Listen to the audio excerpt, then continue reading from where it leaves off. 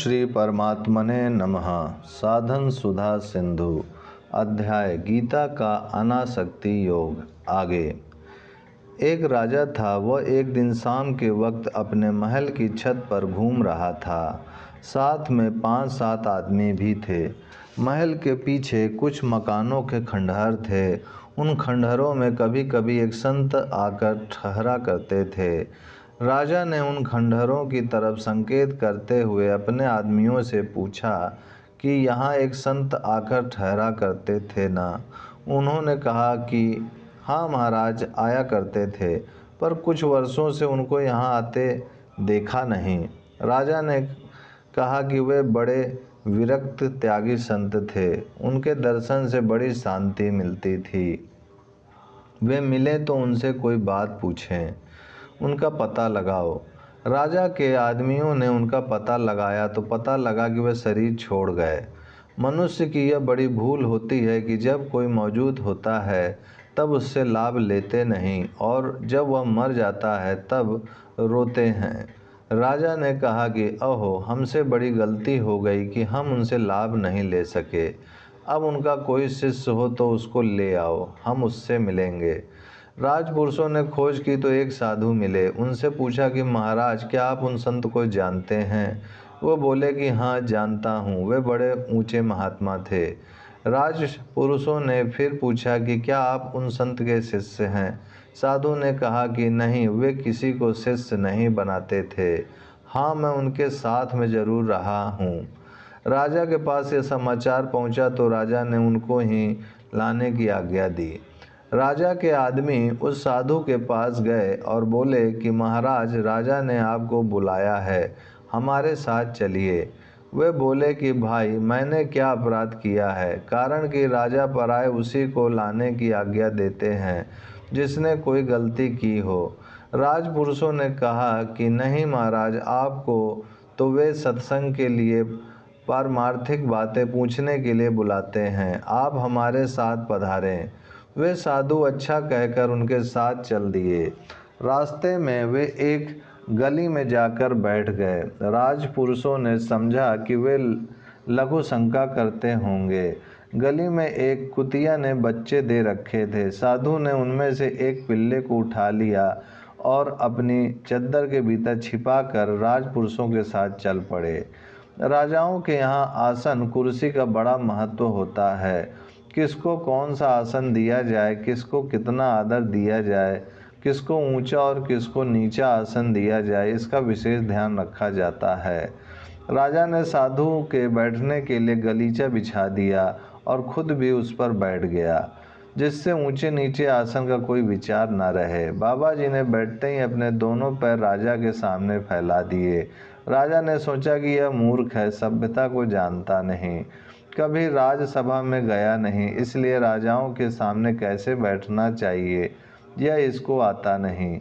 राजा ने पूछ लिया, पैर फैलाए कब से? बाबा जी बोले, हाथ सिकोड़े तब से। तात्पर्य है कि कुछ लेने की इच्छा होती तो हम हाथ फैलाते और पैर सिकोड़ते, पर हमें लेना कुछ है ही नहीं, इसीलिए हाथ सिकोड़ लिए और पैर फैला लिए। ऐसा कहकर बाबा जी ने हाथ पैर ठीक कर लिए। राजा ने उत्तर सुनकर विचार किया कि ये मूर्ख नहीं है, प्रत्युत बड़े समझदार, त्यागी और चिताने वाले हैं। राजा ने उन संत की चर्चा की तो साधु ने कहा कि वे बड़े अच्छे संत थे, वैसे संत बहुत कम हुआ करते हैं। राजा ने पूछा, आप उनके साथ रहे हैं ना? साधु ने कहा, हाँ, मैं उनके साथ रहा तो हूँ। राजा ने पूछा, आपने उनसे कुछ लिया होगा? साधु ने कहा, हमने लिया नहीं राजन। राजा बोला, तो क्या आप रीते ही रह गए? साधु ने कहा, नहीं, ऐसे संत के साथ रहने वाला कभी रीता रह सकता ही नहीं। हमने लिया तो नहीं, पर रह गया। राजा ने पूछा, क्या रह गया? साधु ने कहा, जैसे डिबिया में से कस्तूरी निकालने पर भी उसमें सुगंध रह जाती है, घी के बर्तन में से घी निकालने पर भी उसमें चिकनाहट रह जाती है, ऐसे ही संत के साथ रहने से उनकी सुगंध चिकनाहट रह गई। राजा बोले, महाराज, वह सुगंध चिकनाहट क्या है, यह मेरे को बताइए। साधु ने कहा, राजन, यह हम साधुओं की, फकीरों की बात है, राजाओं की बात नहीं। आप जानकर क्या करोगे? राजा ने कहा, नहीं महाराज, आप जरूर बताइए। साधु ने चद्दर के पीछे छिपाया पिल्ला बाहर निकाला और राजा के सामने कर दिया। राजा ने कहा, हम समझे नहीं महाराज। साधु ने कहा, आप बुरा तो नहीं मानोगे? राजा ने कहा, अरे मैं तो पूछता ही हूँ, बुरा कैसे मानूंगा, आप सच्ची बात कह दें। साधु ने कहा, राजन, मेरे को आप में और इस पिल्ले में फर्क नहीं दिखता। यह समता ही उन संत के संग की सुगंध चिकनाहट है। यह पिल्ला बहुत साधारण चीज़ है और आप बहुत विशेष हैं, यह बात तो सच्ची है, पर मेरे को ऐसा नहीं दिखता। आप में भी प्राण है, इसमें भी प्राण है, आपके भी श्वास चलते हैं और इसके भी श्वास चलते हैं। आपका शरीर भी 5 भूतों से बना है और इसका शरीर भी 5 भूतों से बना है। आप भी देखते हैं, यह भी देखता है, आप भी खाते पीते हैं, यह भी खाता पीता है। आप में और इसमें फ़र्क क्या है? संसार के सभी प्राणियों में कोई ना कोई विशेषता है ही। किसी में कोई विशेषता है तो किसी में कोई विशेषता है। टटोलने में सब बराबर हुए। आप ऊंचे पद पर हैं और यह नीचा है। यह फ़र्क तो सब होता है, यह फ़र्क तो तब होता है जब मेरा स्वार्थ का संबंध हो। मेरा किसी से स्वार्थ का संबंध है ही नहीं, ना आपसे कुछ लेना है, ना कुत्ते से कुछ लेना है। फिर मेरे लिए आप में और इसमें फ़र्क क्या है? आप बुरा ना माने, आपने बताने का आग्रह किया, इसीलिए साफ बात कह दी। मैं आपका तिरस्कार नहीं करता हूँ, प्रत्युत सत्कार करता हूँ, क्योंकि आप प्रजा के मालिक हैं।